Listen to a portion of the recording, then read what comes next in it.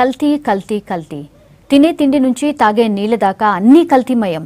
పొద్దున తాగే పాలు, టీ పొడి దగ్గర నుంచి పసుపు, కారం, అల్లం వెల్లుల్లి పేస్ట్, మసాలాలు, సాస్లు, నూనెలు, నెయ్యి, వనస్పతి ఇట్లా అన్నిట్లా కల్తీనే. చివరికి పిల్లలు తాగే పాల పొడి కూడా కల్తీ బారిన పడ్డది. ఏ షాప్లో ఏది కొందామన్నా భయమే. అట్లాంటి కల్తీ వ్యవహారాలు తవ్విన కొద్దీ బయటపడుతూనే ఉన్నాయి. రోజుకు ఏదో ఒక చోట కల్తీ బాగోతాలు వెలుగు చూస్తున్నాయి. పోలీసుల దాడులా కల్తీ తయారీదారులు దొరుకుతున్నా అసలు కల్తీకి మాత్రం చెక్ పడడం లేదు.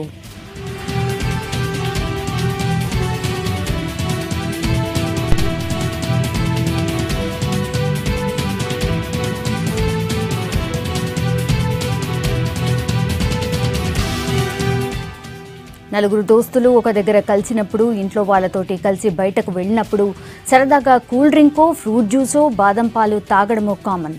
కూల్ డ్రింకుల్లో పురుగు మందుల అవశేషాలు ఉన్నాయన్నది పాత ముచ్చట. ఇక పండ్ల రసాల్లో వాడే ఐసు గడ్డలు కలుషిత నీళ్లతోటి తయారు చేస్తారన్నది కూడా అందరికీ తెలిసిందే. అందుకే చాలా మంది రోడ్ల మీద పండ్ల రసాలు తాగడానికి భయపడతారు. నీట్గా గాజు సీసాల్లో దొరికే బాదం పాలు కొని తాగడానికి మొగ్గు చూపుతున్నారు. కానీ ఇప్పుడు అట్లాంటి బాదం పాలు కూడా కల్తీమయమే అని తేలింది.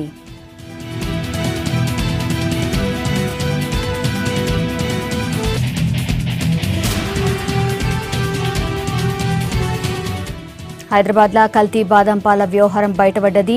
హబీబ్ నగర్ పోలీస్ స్టేషన్ పరిధిలో కల్తీ బాదం పాలు, జీరా సోడా, అలాగే స్పూట్ మిల్క్, ఫ్రూట్ బీర్ తయారు చేస్తున్నారు. మొత్తం చెత్తా చెదారంతో ఉన్న రూమ్లు, పక్కనే మురుగు కాలువ, అక్కడనే వివిధ రకాల పొడులు, కెమికల్స్ తోటి వీటిని తయారు చేస్తున్నారు. గోదాంలో 10,000 బాదం పాల సీసాలను పట్టుకున్నారు. వీటి విలువ 5 లక్షలకు పైగా ఉంటుందని పోలీసులు చెప్తున్నారు. గోదాం యజమాని ప్రవీణ్ మీద కేసు నమోదు చేసుకుని విచారిస్తున్నారు.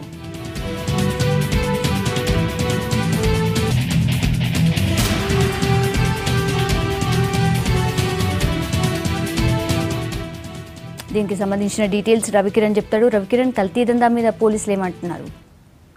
సౌమ్య, హైదరాబాద్ కల్తీలకు కేరాపత్రగా మారుతుంది. ఎందుకంటే ప్రతిరోజు నగరంలో ఏదో ఒక ప్రాంతంలో కల్తీ వస్తువుల మీద ఎస్ఓటీ పోలీసులతో పాటు లోకల్ పోలీసులు కూడా రైడ్ చేస్తూనే ఉంటారు.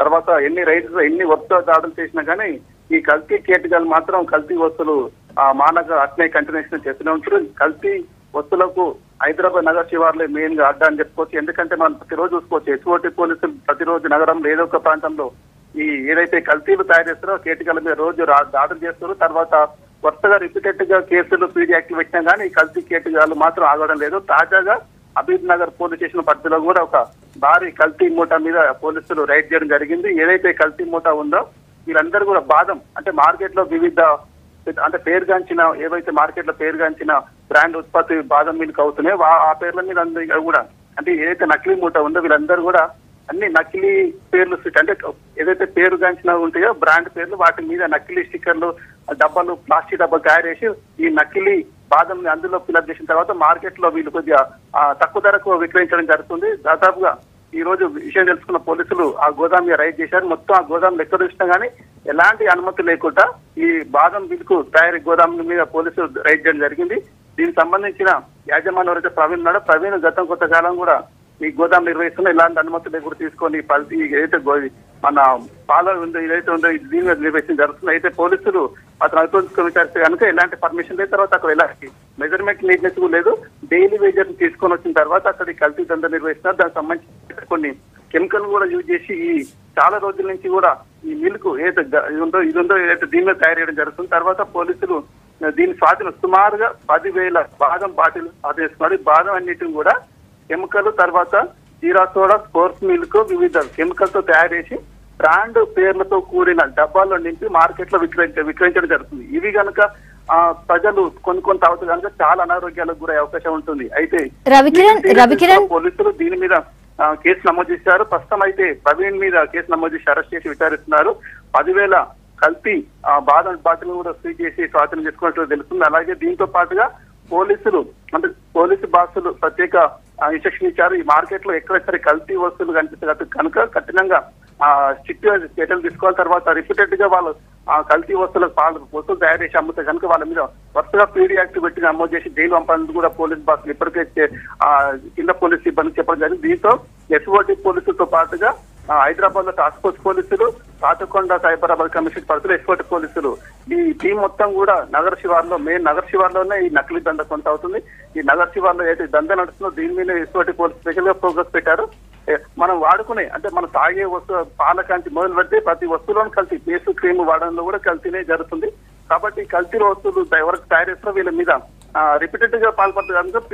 పీడీ యాక్ట్ నమోదు చేసి 1 year వరకు జైలుకు పంపేందుకు రంగం సిద్ధం చేస్తున్నారు. అయినా సరే కానీ ఈ కల్తీ కేటుగాలు మాత్రం ఆగడం లేదు. ఈ కల్తీ దంద ఇలానే కొనసాగిస్తారు. మొత్తానికైతే వీటి మీద ప్రజల్లో కొంత అవగాహన రావాలి. తర్వాత ఏది కల్తీ వస్తువో ఏది కాదో కొంత గుర్తించేంత వరకు అవగాహన తీసుకోవాల్సిన అవసరం. దాంతో పాటు పోలీసులు కూడా ఈ ఏది కల్తీ కేటుగాల మీద వరుసగా దాడులు చేస్తారో నిరంతరం చేస్తుండాలి. అలా చేస్తున్నప్పుడు కొద్దిగా కల్తీ కేటాల భయం వస్తుంది. దాంతో వాళ్ళు కల్తీ వస్తువులు తయారీ కూడా ఉండడానికి అవకాశం ఉంటుంది. తర్వాత ప్రజల్లో కూడా ఈ కల్తీ వస్తువుల మీద కొద్దిగా అవేర్నెస్ తీసుకోవాల్సిన అవసరం ఉంది.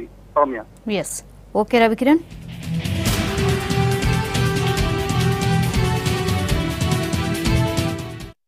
అఫ్జల్ సాగర్ ఏరియాలో ఈ షానాజ్ మందిర్ మీద ఈరోజు ఉదయం రైడ్ చేయడం జరిగింది.